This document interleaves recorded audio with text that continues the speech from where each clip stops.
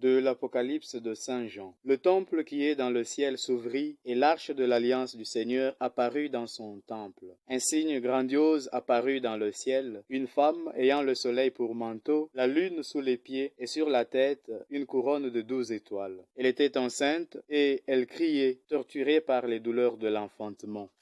Ce lundi 24 mai, l'Église fête la Vierge Marie, auxiliatrice Marie, secours des chrétiens. Le titre d'auxiliatrice des chrétiens, attribué à l'auguste mère du Sauveur, n'est pas nouveau. Dans les livres saints, déjà, Marie est appelée reine qui se tient à la droite de son divin Fils, vêtue d'étoffes d'or et toute parée pour le roi. Ce manteau doré et ses parures, selon l'esprit de l'Église, sont autant de pierres précieuses et de diamants ou de titres sous lesquels on invoque Marie. Et lorsque nous appelons la Sainte Vierge secours des chrétiens, nous ne faisons que nommer un titre spécial qui lui convient, comme un diamant sur ses habits dorés. C'est dans ce sens que Marie fut saluée comme secours du genre humain depuis les premiers jours du monde, lorsque, après sa chute, Adam reçut la promesse d'un libérateur fils d'une femme qui, de son pied immaculé, écraserait la tête du serpent tentateur. En effet,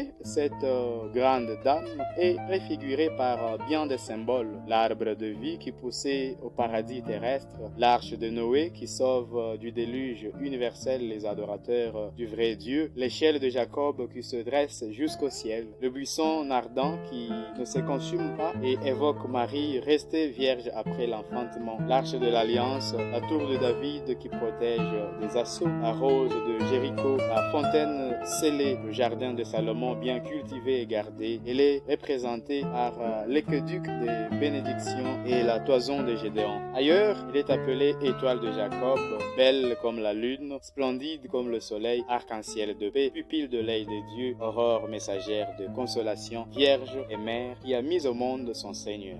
Ces symboles et ces expressions que l'Église applique à Marie révèlent les desseins providentiels de Dieu qui voulait nous la faire connaître dès avant sa naissance comme l'aînée de toutes les créatures, la protectrice par excellence, le secours, le soutien, même la réparatrice des maux auxquels est soumis le genre humain. Dans le Nouveau Testament, elle est invoquée comme secours des hommes en général et même comme secours, soutien et défense des chrétiens. Dans l'Évangile, il n'y a plus de figure ni d'expression symbolique, tout est réalité et réalisation du passé. L'archange Gabriel salue Marie comme pleine de grâce. Dieu regarde la grande humilité de Marie et l'élève à la dignité de mère du Verbe éternel.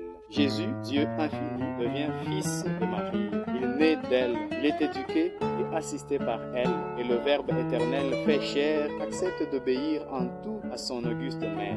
À la demande, Jésus opère son premier miracle à Cana de Galilée. Au calvaire, elle est constituée en fait mère de tous les chrétiens. Les apôtres la prennent comme guide et maîtresse des vertus. C'est avec elle qu'ils se réunissent pour prier au Cénacle. Avec elle, ils s'appliquent à la prière et qu'ils reçoivent aussi l'Esprit Saint. C'est aux apôtres qu'elle adresse ses dernières paroles avant de s'envoler dans la gloire du ciel. Du haut de son trône de gloire, elle tourne vers nous ses regards maternels et nous dit « J'habite au sommet de la gloire pour enrichir de bénédictions ceux qui m'aiment et remplir leur trésor de célestes faveurs. » C'est la raison pour laquelle chaque siècle, chaque année, chaque jour, pour ainsi dire, chaque instant est marqué dans l'histoire par une grande faveur accordée à celui qui l'invoque avec foi. À plusieurs reprises au cours de l'histoire, le peuple chrétien a fait l'expérience de l'intervention secourable de la Vierge Marie. Le titre de secours de chrétien que Don Bosco associe à celui de mère de l'Église indique l'intervention spéciale de Marie dans les épreuves les plus difficiles de la vie de chacun, la vie de l'Église et de toute la famille humaine. La célébration liturgique fut instituée par